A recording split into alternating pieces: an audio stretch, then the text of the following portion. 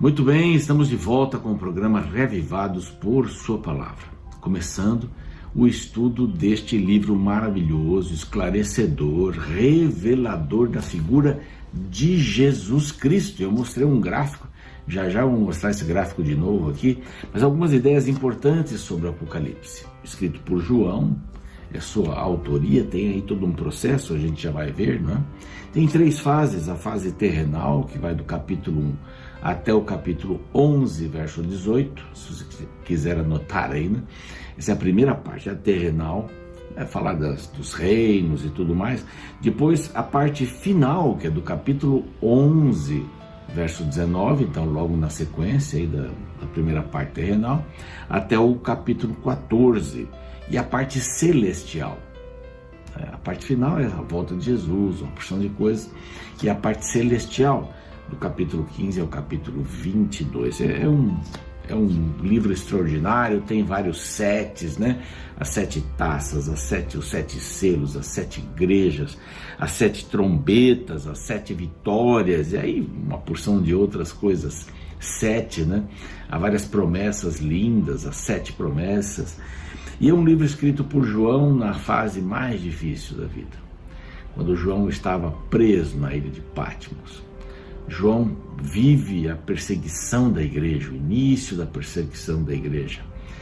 Foi colocado num tacho enorme de óleo quente, não morreu e foi finalmente mandado para esta ilha de Patmos, uma ilha rochosa. Pensa num lugar feio, né? Bucólico, um local triste.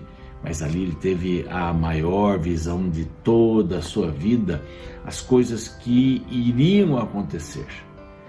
Daniel mostra até a volta de Jesus, mostra que os reinos seriam destruídos e um reino seria fundado que não passaria jamais para outras mãos, ou para outra mão. Mas aqui nós encontramos o Apocalipse, que pega exatamente aquela fase inicial da igreja e leva você e a mim e a todos para um momento extraordinário do futuro, a escatologia, né? Então vamos ver aquele gráfico que eu mencionei aqui, é muito interessante, a estrutura quiástica do Apocalipse. É esse que nós vimos no finalzinho, quem chegou agora aqui. Dividindo o livro em 2 grandes partes, a histórica e a escatológica. O que é escatologia? É o estudo das coisas que vão acontecer, né? As coisas finais, os momentos finais da história da Terra. Então você vê aqui em amarelo, esse quiasmo, ele é uma estrutura hebraica de poemas, né? O livro, por exemplo, Salmo 23, Salmo 23 também é um quiasmo. Primeira frase rima com a última, segunda com a penúltima, terceira com a antepenúltima, assim por diante. Se você quiser dar uma olhadinha no Salmo 23 aqui no Reavivados, dá uma olhadinha para ver aí como é que funciona isso. E aqui tem essa estrutura. Vem o prólogo e lá no final a gente vê o amarelo, a linha epílogo, né, no capítulo 22. As promessas para o vencedor, e aqui as 7 igrejas aparecem, né?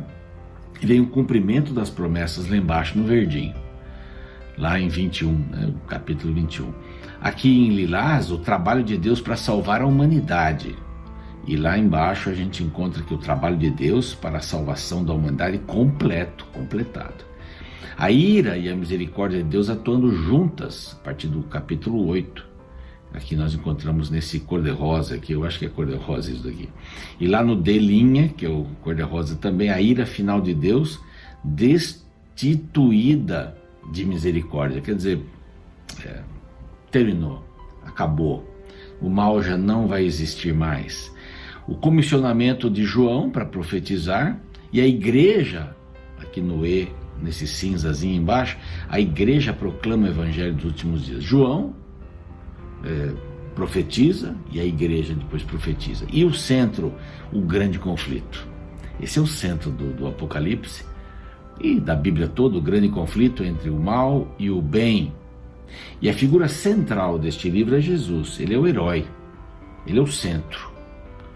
Então esta é uma característica muito forte deste livro, né? Extraordinário livro aqui que a gente A gente vai aprender muita coisa interessante e nós vamos tomar esta visão histórica, profética e histórica, não a preterista, não é? Quer dizer, os eventos aconteceram no passado, nem a questão futurista, mas nós vamos colocar esta visão dentro de todas as páginas aqui do Apocalipse, que é histórica, profética e histórica. Então você já sabe que a gente vai trabalhar nesta linha aqui.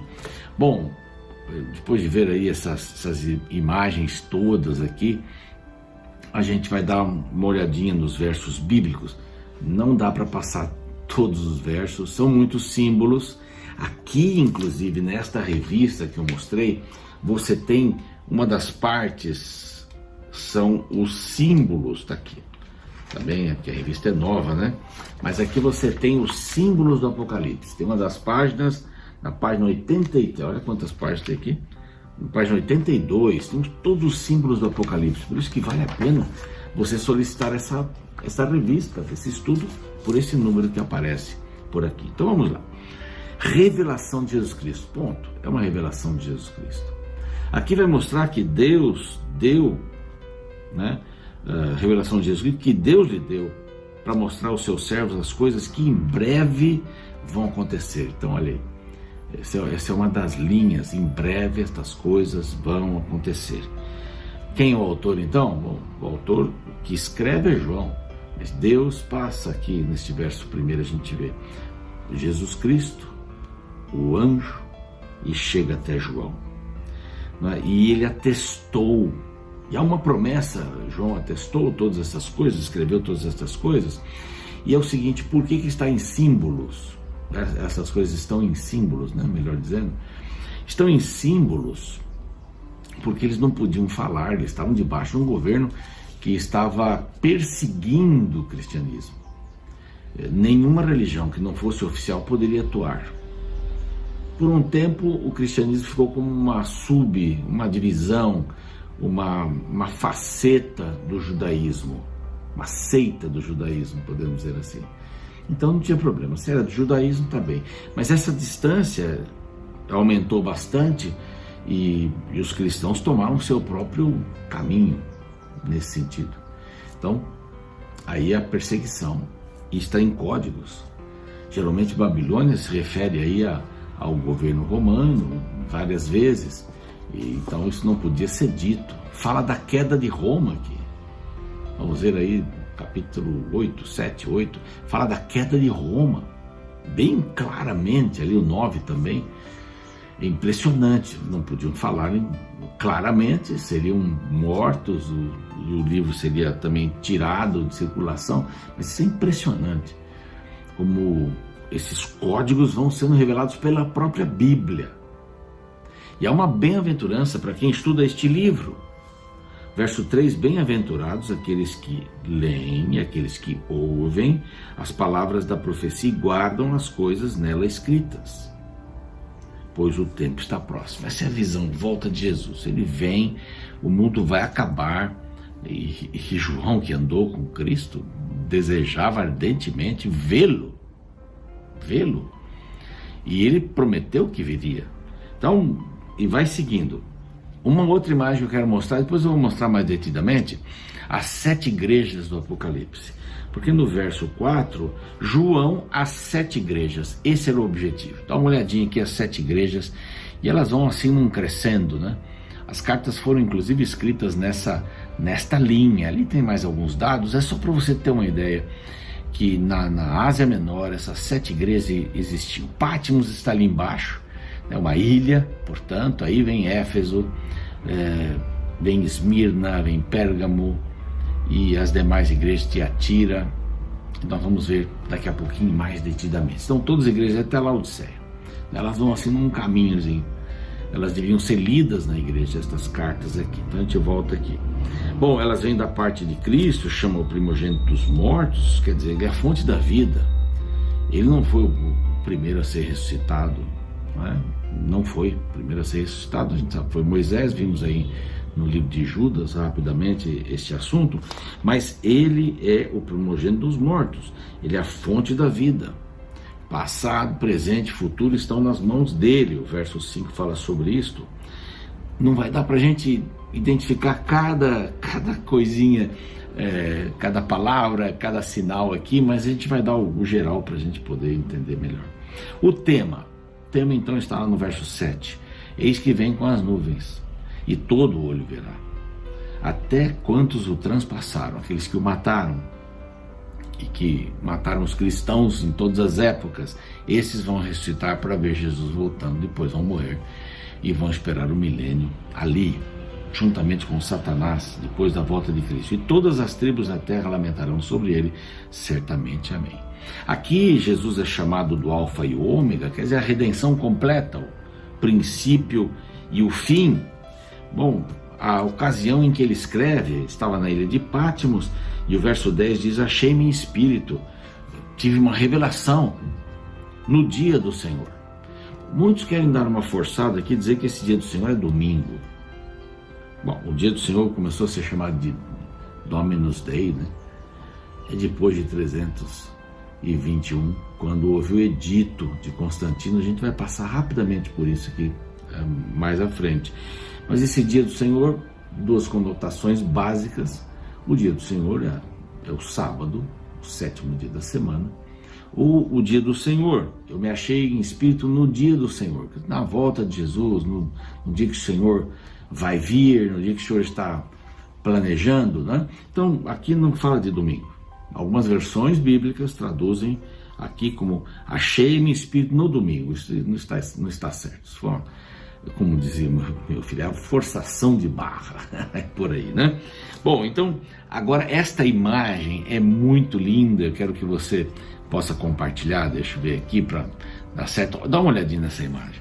Que coisa linda! Jesus andando entre os candelabros, não é? Jesus andando com estrelas nas mãos, seus cabelos brancos, os seus olhos de fogo. Então aqui é uma descrição desse Jesus. Eu vou lendo, você vai vendo por aí.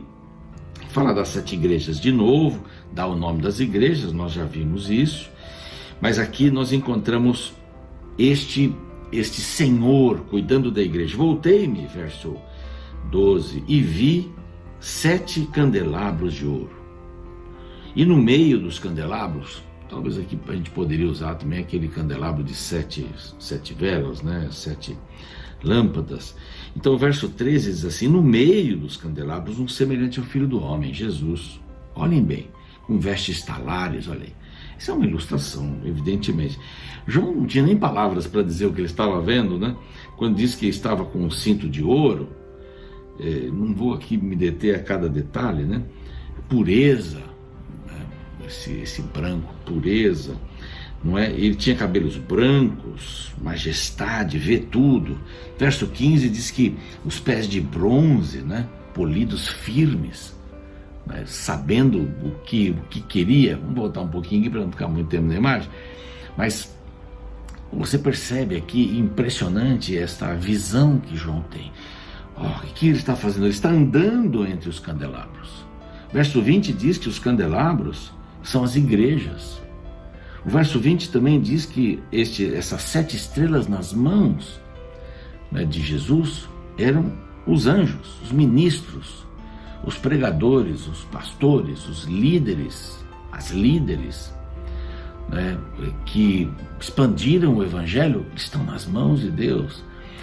Não brilham mais do que o sol, porque ele é o sol, ele tem que brilhar, mas estão nas mãos de Deus. Muitos de nós que estamos falando aqui somos estas estrelas que são usadas por Deus para pregar o evangelho. A estrela não é maior do que a grande luz de Deus, mas ela está ali nas mãos do Senhor. Então ele anda no meio da igreja. Há uma espada e tal, é a palavra de Deus, mas Cristo anda no meio da igreja, das igrejas. Esta é uma grande promessa dele. Ele está conosco, está com você, está comigo. Ele não nos abandona. Ele segura os líderes nas mãos, que às vezes são apedrejados, foram mortos, serão mortos, estão sendo mortos, mas ele cuida de todas as coisas. Essa é a visão. Aqui o esboço, no verso 19, diz: escreve, pois, as coisas que viste e as que são, e as que hão de acontecer depois dessas. Essa é a visão.